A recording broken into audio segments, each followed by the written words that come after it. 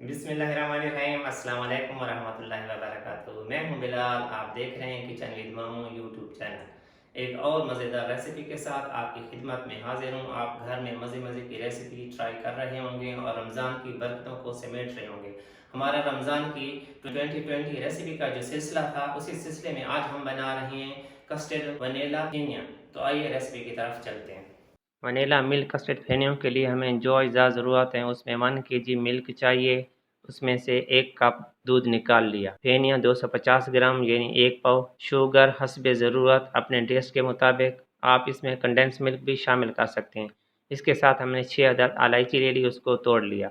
और 3 teaspoon vanilla custard. मैं vanilla custard शामिल कर रहा हूँ, आप इसमें स्ट्रॉबेरी, बनाना, मैंगो कोई भी इस्तेमाल कर सकते हैं। चूल्हे पर हमने पैन रख लिया और उसको हल्की आंच पर पकाना है कि उसमें बॉयल आ जाए। जब उसमें बॉयल आ जाए तो उसमें चीनी हस्बे ज़रूरत शामिल कर लें।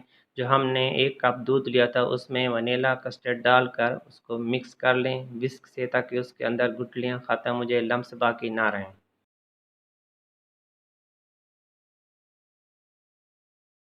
अब दूध में बॉयल आ गया, इसमें हम कस्टर्ड शामिल करेंगे आहिस्ता-आहिस्ता और साथ विस्क चलाते रहेंगे, ताकि इसके अंदर वो अच्छी तरह हल हो जाए और उसके अंदर गुठलियाँ पैदा ना हो।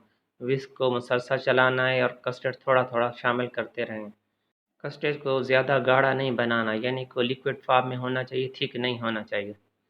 ये आप देख रहे हैं, जिस टाइम हमें उसकी कंसिस्टेंसी बराबर लगी, हम कस्टर्ड को छोड़ देंगे, बाकी उसमें शामिल नहीं करेंगे। अब इसको मुसलसल चलाते रहें। अब इसकी कंसिस्टेंसी देख रहे हैं, ये लिक्विड ही होना चाहिए, इससे ज़्यादा और इसमें शामिल नहीं करना। इस स्टेज पर मैंने इलायची पहले भूल गया था, मैं अब डाल रहा हूँ, लेकिन जब दूध में बॉयल आना शुरू हो जाए, आप इलायचियाँ उसमें उस वक्त शामिल करें। सर्विंग के लिए बाउल में पहले फेनिया शामिल करें, फिर इसमें आप शामिल करेंगे कस्टर्ड जो हमने बनाया था, थोड़ा-थोड़ा करके, ताकि वो अपने अंदर जज़ब करती रहें। इतना कस्टर्ड डालें कि दूध उसके ऊपर यानी कि आ जाए, फेनिया उसके अंदर नज़र नहीं आनी चाहिए।